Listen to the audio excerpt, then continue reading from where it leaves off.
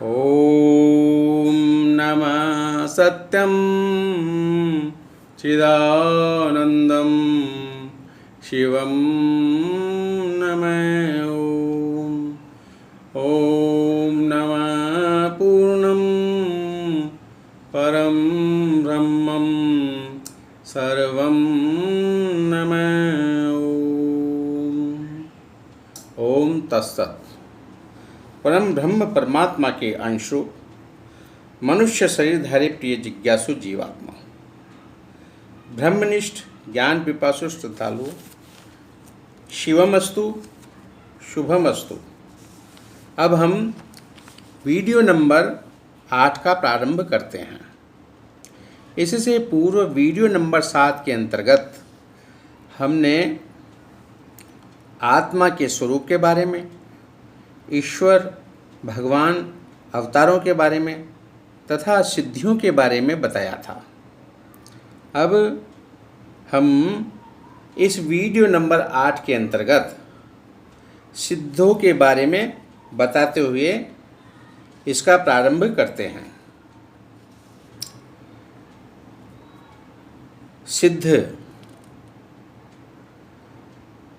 सिद्धियों को प्राप्त करने वाला सिद्ध कहलाता है, अर्थात जिसने सिद्धियां प्राप्त कर ली है या जिसके पास में सिद्धियां हैं वह सिद्ध कहलाता है।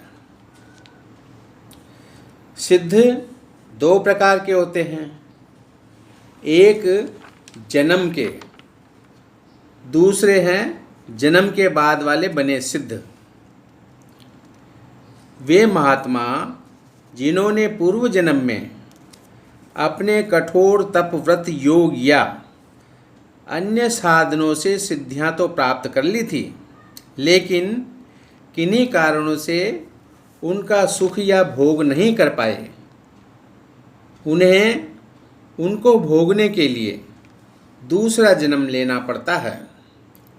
ये जन्म के सिद्ध होते हैं, अर्थात इनको जन्म के सिद्ध कहते हैं। दूसरे ऐसे महात्मा जिनकी साधनाएं वर्तमान इसी जन्म के प्रारंभ काल में या कुछ समय उपरांत पूर्ण हो जाती है, उन्हें साधन के फलस्वरूप, अर्थात उन्हें साधना के फलस्वरूप सिद्धियां भी प्राप्त हो जाती है। उनको भोगने के लिए इसी जीवन काल में उनको पर्याप्त समय भी मिल जाता है। ऐसे महात्मा जन्म के बाद बने सिद्ध कहलाते हैं। ये सिद्धियां सदा सर्वदा सदैव किसी के पास नहीं रहती है, ना ही किसी को समस्त सिद्धियां प्राप्त हो सकती है। ये सिद्धियां ईश्वर के अनुग्रह से साधकों को उनके पुण्यों के प्रतिफल स्वरूप प्राप्त होती है और पुण्यों की समाप्ति पर ये सिद्धियां साधक को छोड़कर चली जाती है। सिद्धियां कितने प्रकार से प्राप्त होती है, इसकी अब हम चर्चा करते हैं। सिद्धियां 5 प्रकार से प्राप्त होती है।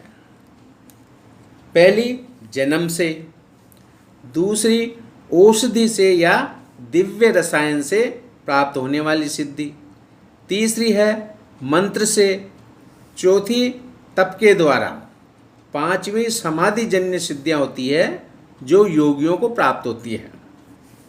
ये सिद्धियां साधकों को योग, भोग तथा दिव्य विशिष्टताएं प्रदान करती है। कम सिद्धि प्राप्त करने वाला सामान्य सिद्ध या महात्मा कहलाता है तथा अधिक सिद्धियों को प्राप्त करने वाला तथा उन प्राप्त सिद्धियों या शक्तियों का उपयोग जन कल्याण या लोक हित में करने वाला तथा दुखियों के दुख दूर करने वाला एवं समाज कंटकों को दमन करने वाला ऐसा जो होता है और वह शिवत्व के कार्यों में अपनी सिद्धियों रूपी शक्ति को लगाने वाला या खर्च करने वाला होता है तथा स्वयं आदर्श एवं प्रेरक जीवन जीने वाला जो होता है, इस प्रकार के स्वभाव या गुणों से जो युक्त होता है, उसी को इस लोक में लोग भगवान या देवता के नाम से उसको पुकारते हैं, या वह भगवान या देवता के नाम से कहलाया जाता है। जिस सिद्ध के स्वभाव में उपरोक्त गुणों के साथ शिवत्व अर्थात कल्याण की प्रधानता है, अर्थात जिसका स्वभाव कल्याणकारी स्वभाव है, उन्हें ही भगवान या देवताओं की ये श्रेष्ठ उपाधियां इस संसार में मिलती है। शिवत्व के कारण ही भगवान और समस्त देवता सुरों की श्रेणी में आते हैं। सुरों अर्थात देवताओं की श्रेणी में आते हैं, वरना सिद्धियां तो दैत्यों व राक्षसों को भी बहुत बढ़ चढ़ कर प्राप्त हुई थी, लेकिन उनमें शिवत्व का अभाव रहा था। इसी कारण वे असुरों की श्रेणी में शुमार किए गए थे।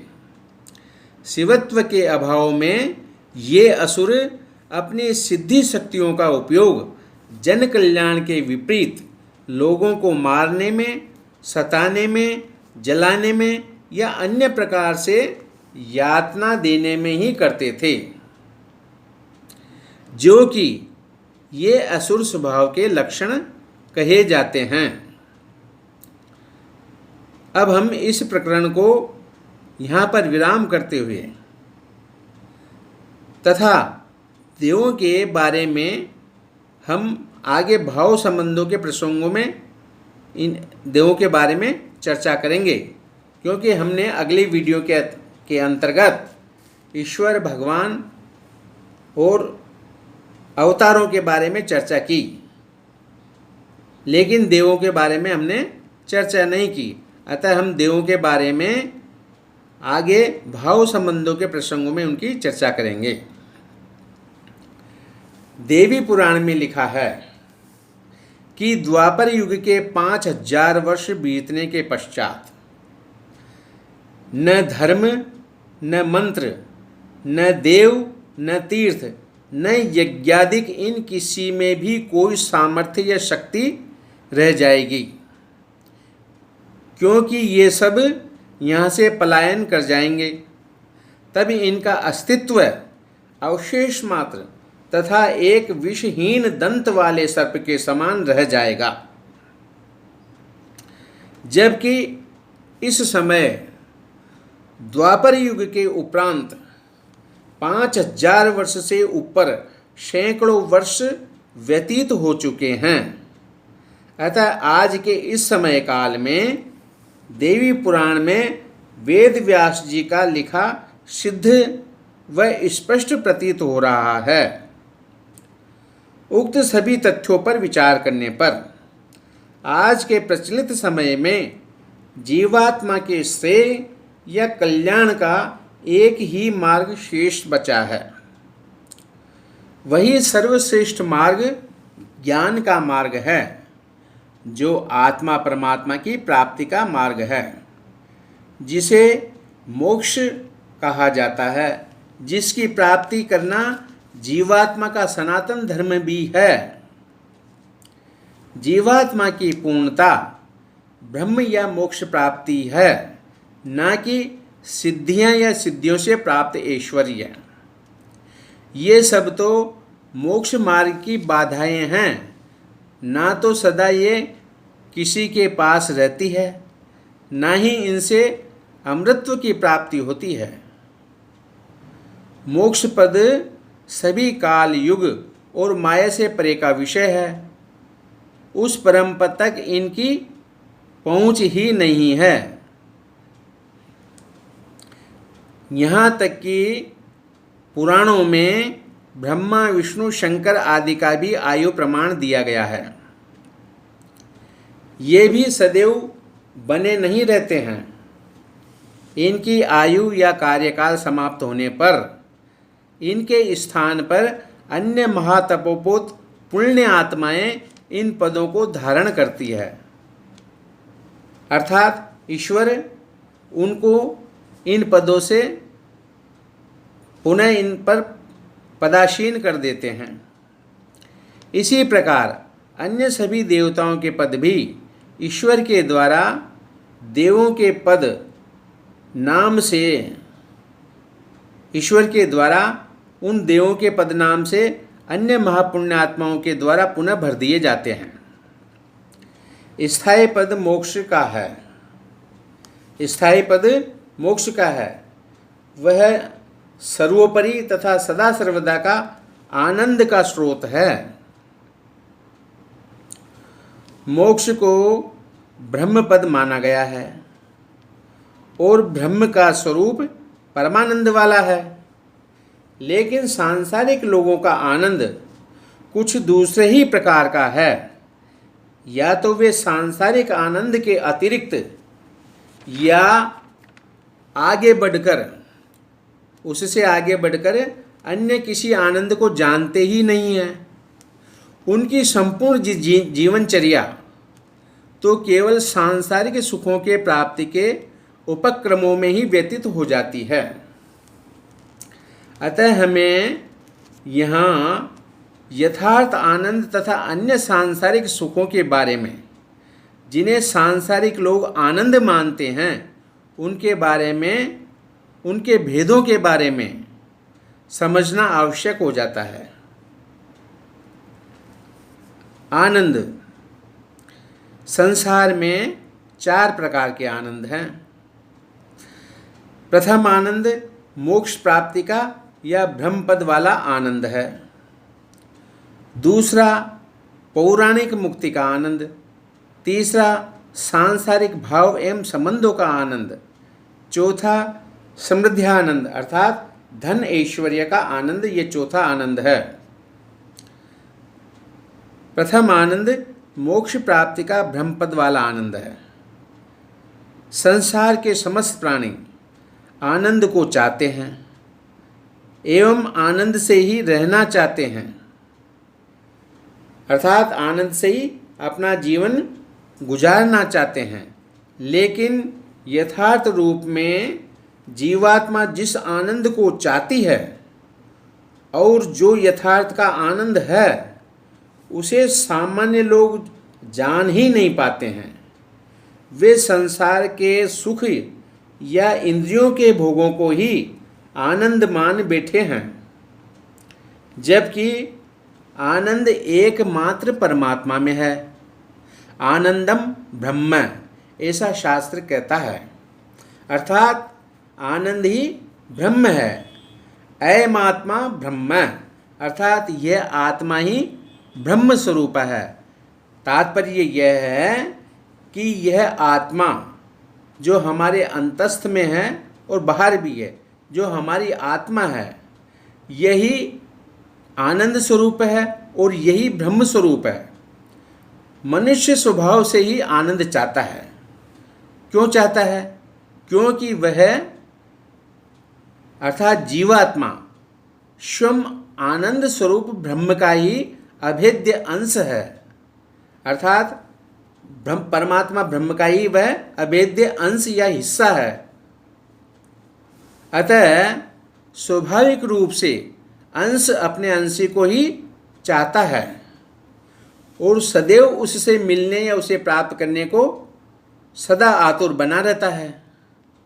उस ब्रह्म के आनंद को, उसके आंशिक स्वरूप को या उसकी प्रतीति मात्र को यहाँ बताने की कुछ लक्षणों के द्वारा बताने की चेष्टा करते हैं कि वह मोक्ष प्राप्ति या ब्रह्म पद प्राप्ति का आनंद कैसा है।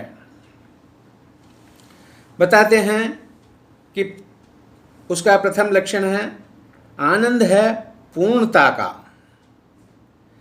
प्रत्येक जीवात्मा, इस संसार में प्रत्येक जीवात्मा या मनुष्य अपूर्ण होते हैं और यह अपूर्णता उनकी अपनी इच्छाओं की हो सकती है या कामनाओं की, शरीर की तथा सांसारिक धन दौलत या सांसारिक पदार्थों की किसी भी प्रकार की हो सकती है। ना तो इन कामनाओं की पूर्ति से पूर्णता होती है और ना ये कामनाएं कभी समाप्त होने वाली होती है, तथा इसके विपरीत परमात्मा प्राप्ति पर कोई भी अपूर्णता शेष नहीं रहती। यह आनंद पूर्णता प्राप्ति का है, अर्थात यह आनंद उस ब्रह्म स्वरूप प्राप्ति का है जिसको हम परमानंद स्वरूप या मोक्ष कहते हैं। आनंद है अभयता का, यह इसका दूसरा लक्षण है। संसार में प्रत्येक जीव या मनुष्य जन्म से मृत्यु पर्यंत किसी न किसी भय से ग्रसित रहते हैं, जैसे किसी प्रकार की हानि या नुकसान होने का भय, अपने आत्मजनों के खोने या बिछुड़ने का भय, मान सम्मान पद प्रतिष्ठा के जाने का भय, हारी बीमारी, मृत्यु या अनहोनी होने का भय, अर्थात कह सकते हैं कि पग पग पर उनको भय व्याप्त रहता है।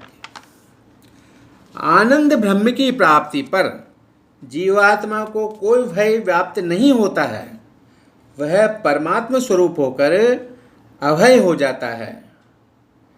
इस प्रकार का वह आनंद है। अब हम तीसरे लक्षण की चर्चा करते हैं, वह है बंधनों तथा कष्टों से मुक्ति का आनंद। संसार में प्रत्येक व्यक्ति को अपने स्वयं के तथा अपनों के कष्ट या परेशानियां बनी ही रहती है, तथा व्यक्ति हमेशा ही किसी जिम्मेदारी, उत्तरदायियों या कर्तव्यों से सदा बंधा रहता है। जन्म मरण तथा 84 लाख योनियों का चक्र भी प्रबल बंधन है। कौन समझदार पुरुष इनसे छूटना नहीं चाहेगा। परमानंद की प्राप्ति पर ये सब ऐसे गायब हो जाते हैं जैसे सूर्य के सामने से अंधेरा गायब हो जाता है। चौथा है अनंतता का आनंद। जीवात्मा चींटी से लेकर हाथी तक देहों से बंधा रहता है। मनुष्य भी अपने 3.5 हाथ की देह में सिमटा रहता है, लेकिन जब जीवात्मा परमात्मा से मिल जाती है तब उस व्यापकता के आनंद की कल्पना एक बूंद का सागर बनने के सदृश की जा सकती है। पांचवा है अद्वैतता का आनंद। संसार में समस्त भय या झगड़े अन्य दूसरों के कारण ही होते हैं। कोई झगड़ा अपने आप से नहीं होता है। चाहे ईर्ष्या, द्वेष, मान, अपमान, ऊंच नीच, राग द्वेष, छोटा बड़ा, तेरा मेरा आदि ये सब द्वैतता के कारण ही संभव होते हैं। जहाँ जब जीव ब्रह्म के तदाकार होकर एक अद्वैत भाव को प्राप्त हो जाता है तब उसके आनंद का भाव कुछ इस प्रकार का होता है, जैसा कि एक भजन में इससे समझ सकते हैं। एक भजन की एक लाइन हम यहाँ पर बताते हैं। मुझे मेरी मस्ती कहाँ लेकर आई, जहाँ अपने शिवा और कुछ नाही। अर्थात वह सर्वत्र एक आत्मस्वरूप की स्थिति को प्राप्त हो जाता है। यही परमानंद या ब्रह्म की अवस्था है। अब छठा लक्षण बताते हम, व्यापकता का आनंद। जब जीवात्मा परमात्मा से मिलकर एक रूप हो जाता है तब वह जीवात्मा एक परमात्मा के समान ही सर्वव्यापी अर्थात सब प्राणियों में स्वयं को तथा अपनी आत्मा में सारे संसार को अनुभूत करने वाला हो जाता है या अनुभूत करता है। इसका आनंद स्वयं आत्मस्थ होकर अपने में अनुभूत कर सकते हैं। सातवां है इंद्रियों से परे परम सुख की प्राप्ति का आनंद, अर्थात संसार के समस्त जीवात्मा अपने सारे भोगों का सुख अपनी देहिक इंद्रियों से करते हैं, लेकिन ना तो इंद्रियां सदैव साथ देती है, ना ही इनमें इनकी सीमा से अधिक समय या मात्रा का इनसे सुख प्राप्त किया जा सकता है, तथा ना ही इनसे कोई आज तक तृप्त हुआ है। विषय भोगों की कामना सदैव बनी ही रहती है और ये कभी समाप्त होने वाली भी नहीं है। परमात्मा ब्रह्म की प्राप्ति पर परमात्मा से मिली आत्मा को भी ब्रह्म के तदाकार ही आनंद की प्राप्ति होती है, और वह आनंद बिना इंद्रियों के सीधा प्राप्त होता है, और वह भी अनंत मात्रा का और अनंत समय के लिए प्राप्त होने वाला होता है। रामचरितमानस में इसका उल्लेख कुछ इस प्रकार से किया है, जिसका भाव हम यहाँ पर बताते हैं। उसके सभी स्थानों पर हाथ पैर, आँख, मुख, कान आदि सभी इंद्रियां होती है।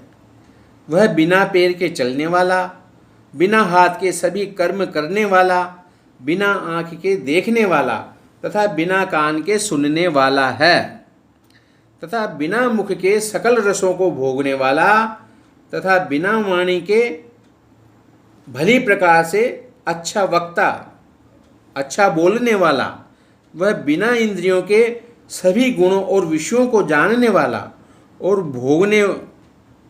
भोगने वाला है।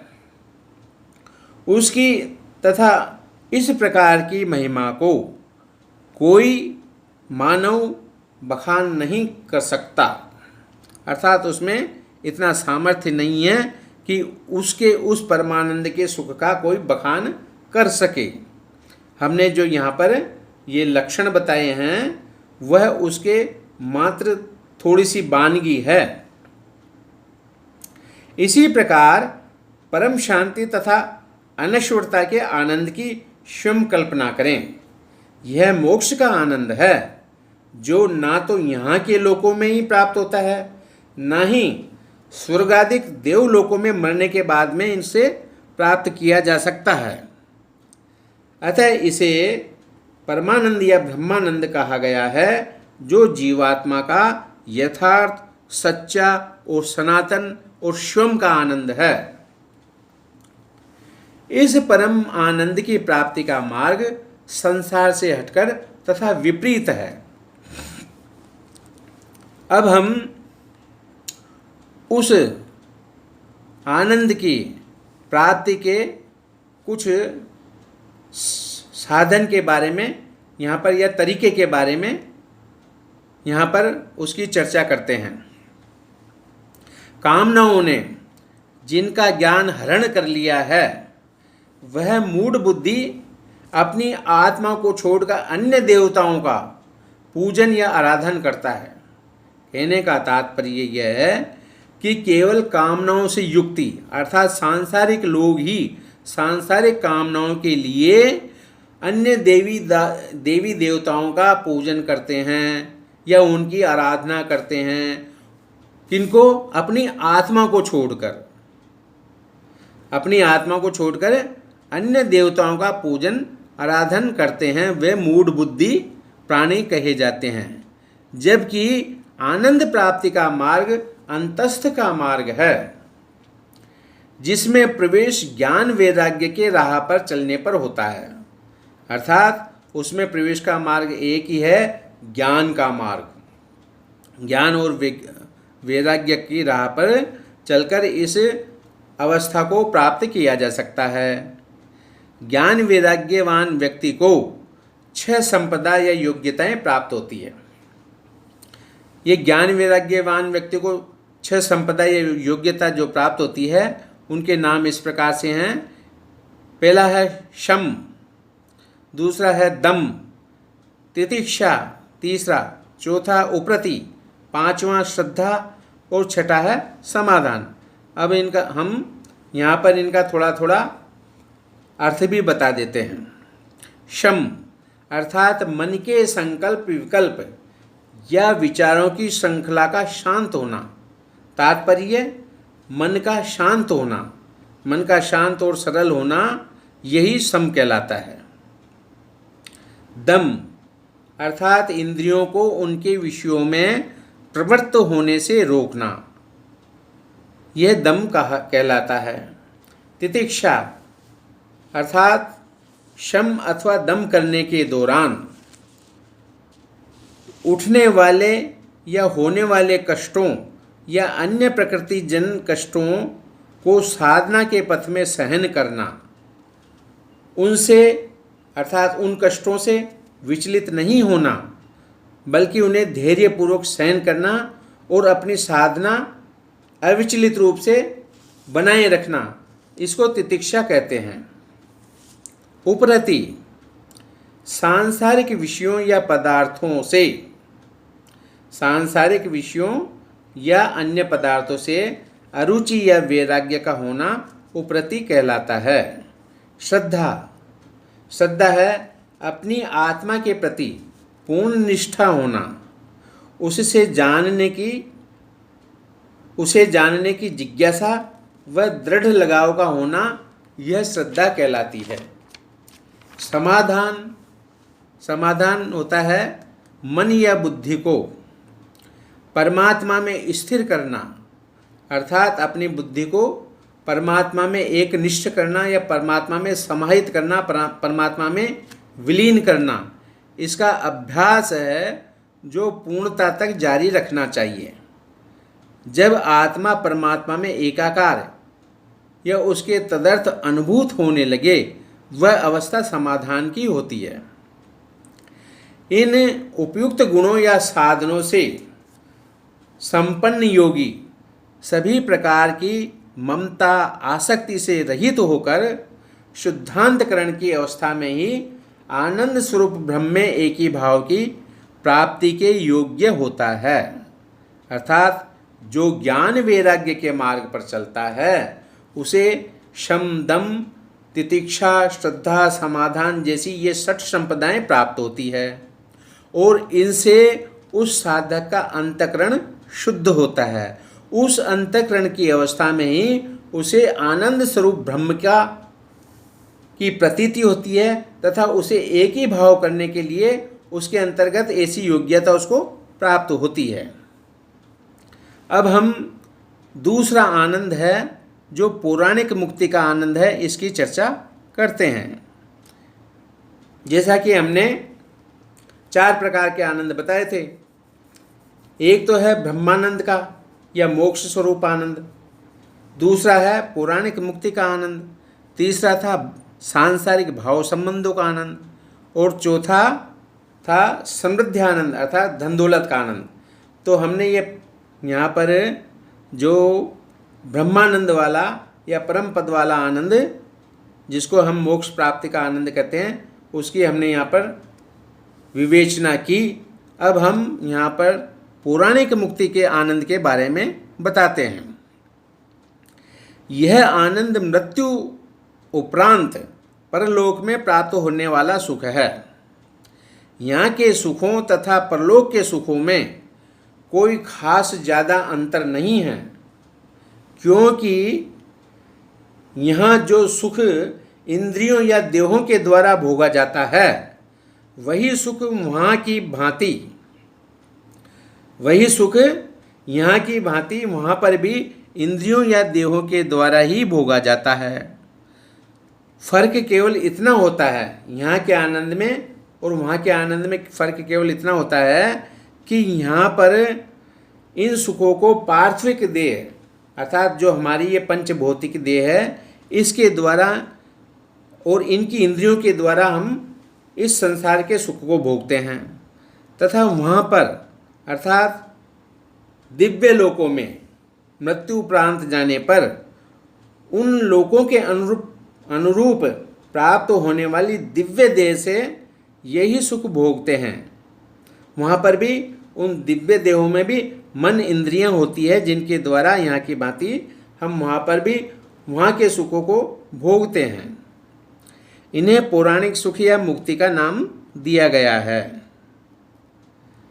क्योंकि इनका वर्णन पुराणों में किया गया है, अतः यह पौराणिक मुक्ति कहलाती है। जबकि यथार्थ मुक्ति सभी बंधनों और दुखों की निवृत्ति का नाम है।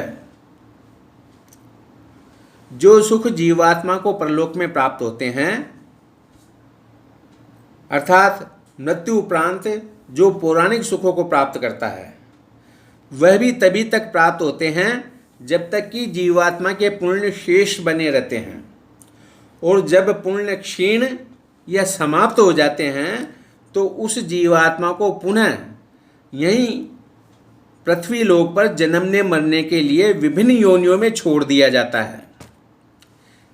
और ये पौराणिक मुक्तियाँ 4 प्रकार की बताई गई है।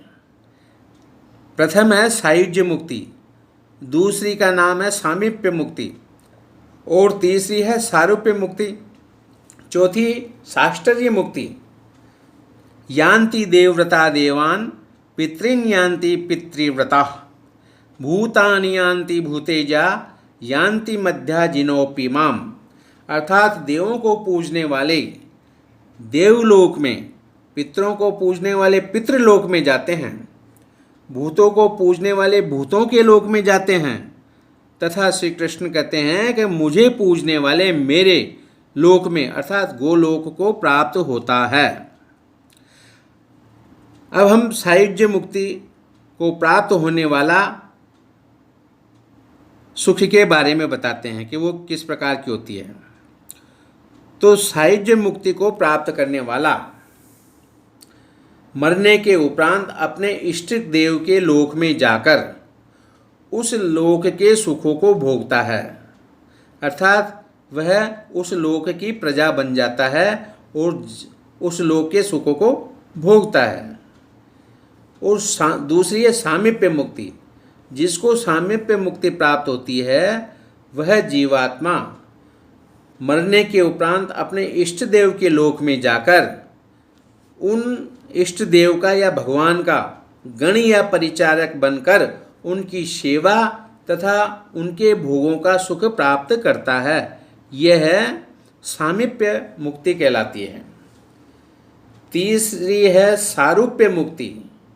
यह सारूप्य मुक्ति इस प्रकार की है, इस मुक्ति को प्राप्त होने वाला मरने के उपरांत अपने इष्ट के जैसे स्वरूप को प्राप्त होकर, अर्थात जैसे किसी का इष्ट है जो 4 भुजाओं वाला है या 4 मुख वाला है, इसी प्रकार से वह भी वैसे ही स्वरूप को प्राप्त होकर उस लोक के सुखों को भोगता है। इसको कहते हैं सारूप्य मुक्ति। अर्थात जैसा इष्ट का रूप होता है, रूप स्वरूप होता है, उसी रूप स्वरूप को धारण करके वह वहाँ के लोकों के सुख को भोगता है। इसी प्रकार है चौथी है साष्टर्य मुक्ति। ये साष्टर्य मुक्ति ऐसी है कि वहाँ पर मृत्यु उपरांत जाने पर अपने इष्ट देव के समान, अर्थात उसका इष्ट देव या भगवान जिन जिन भोगों का वो भोग करता है उनके समान उन सुखों को भोगता है। यह साष्टर्य मुक्ति कहलाती है। और जब तक कि उसके पुण्य खर्च नहीं हो जाते, जब तक ये सब वहाँ पर जाकर ये चारों प्रकार की मुक्तियों का सुख भोगते हैं। यही पौराणिक मुक्तियों का स्वरूप बताया गया है। और अब हम इस वीडियो नंबर 8 का विराम यहीं करते हैं। अगली चर्चा अगले वीडियो के अंतर्गत करेंगे। ओम तत्सत ब्रह्मार्पण।